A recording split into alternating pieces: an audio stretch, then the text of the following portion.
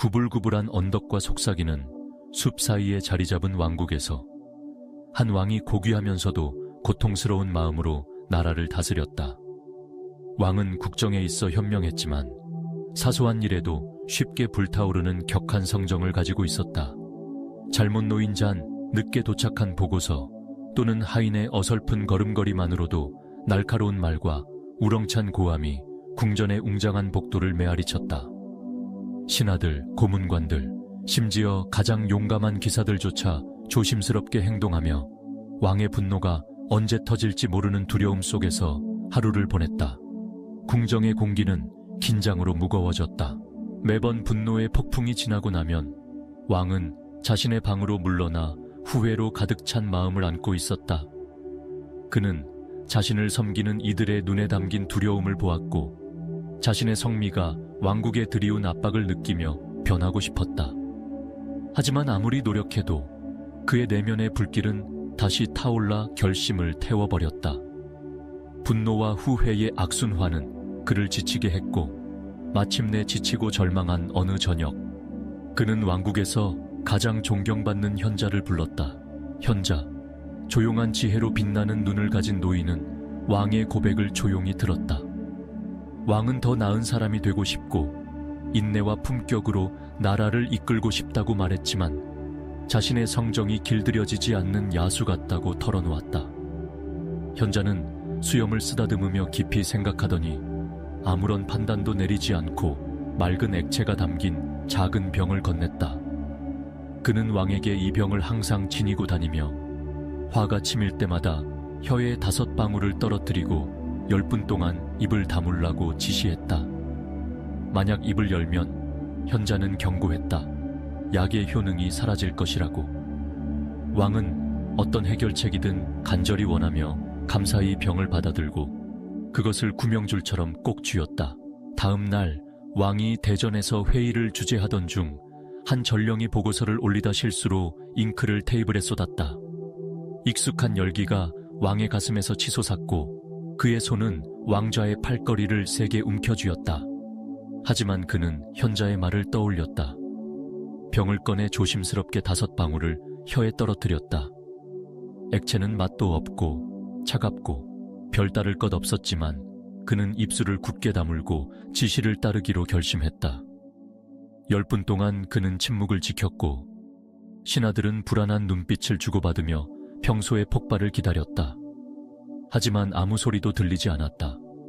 왕의 호흡이 느려졌고 가슴에 불길이 사그라들었으며 10분이 지나자 고함치고 싶은 충동이 사라졌다. 그는 고요한 고갯짓으로 전령을 물러가게 했고 궁정은 안도의 한숨을 내쉬었다. 날마다 왕은 병에 의지했다. 흉작 소식이 전해졌을 때, 의식 도중 견습 기사가 검을 떨어뜨렸을 때, 또는 고문관들이 사소한 일로 다툴 때 그는 약을 사용했다. 매번 5방울을 혀에 떨어뜨리고 입을 다물고 기다렸다. 강제로 유지된 그 침묵의 순간들 속에서 그는 이전에는 무시했던 것들을 보았다. 고문관의 눈에 담긴 걱정, 하인의 애쓰는 노력, 그리고 자신의 말이 주변 사람들에게 미친 무게. 침묵은 그에게 생각할 여지를 주었고 분노를 넘어 다른 길을 선택하게 했다. 점차 궁정이 변하기 시작했다. 공기가 가벼워졌고 긴장이 풀렸으며 두려움 대신 희망의 속삭임이 퍼졌다. 몇 주가 지나고 몇 달이 흘렀다. 왕은 병을 점점 덜 꺼내게 되었다. 한때 그의 분노를 불러일으켰던 상황들은 이제 쉽게 꺼질 수 있는 작은 불꽃에 불과했다. 그는 신하들에게 인내심으로 대했고 그들의 조언을 귀에 깊게 들었으며 충성을 불러일으키는 침착함으로 나라를 다스렸다. 새로운 평온 속에서 왕국은 번영했고 백성들은 분노 대신 명료함으로 통치하는 왕의 따뜻함 속에서 성장했다. 왕은 이 변화에 경이로움을 느끼며 현자의 지혜에 깊은 감사를 느꼈고 그를 찾아가 감사 인사를 전했다. 현자의 소박한 거처에서 왕은 거의 다 비워진 병을 들어 올리며 그 기적 같은 힘을 찬양했다. 그는 이 병이 자신의 성정을 길들였고 마음의 평화를 가져왔으며 궁정의 조화를 되찾아 주었다고 말했다. 현자는 부드러운 즐거움으로 반짝이는 눈으로 병을 받아 빛에 비추었다. 미소를 지으며 그는 진실을 밝혔다. 병 속의 액체는 근처 샘물에서 길어온 순수하고 평범한 물일 뿐이었다. 왕의 눈이 커졌고 그의 마음은 이해하려 애썼다. 현자는 설명했다. 진정한 힘은 병에 있는 것이 아니라 그것이 요구한 침묵에 있었다. 입을 다물고 있는 동안 왕은 생각할 시간을 얻었고 분노가 지나가게 했으며 분노 대신 지혜를 선택했다. 약은 단지 도구일 뿐 변화의 힘은 왕 자신에게서 나온 것이라고. 왕은 조용히 앉아 그 교훈을 마음에 새겼다. 그는 자신의 성정이 습관이었음을, 순간의 급한 감정과 열기에 의해 키워진 반응이었음을 깨달았다. 처음에는 강요된 침묵이 그에게 멈추고 숨쉬고 더 맑은 눈으로 세상을 보는 법을 가르쳤다. 그를 바꾼 것은 물이 아니라 자제하고 귀 기울이고 충동 대신 의지로 이끄는 자신의 선택이었다. 빈병은 그의 여정의 상징이 되었다. 그는 더 이상 그 안에 내용물이 필요하지 않았다.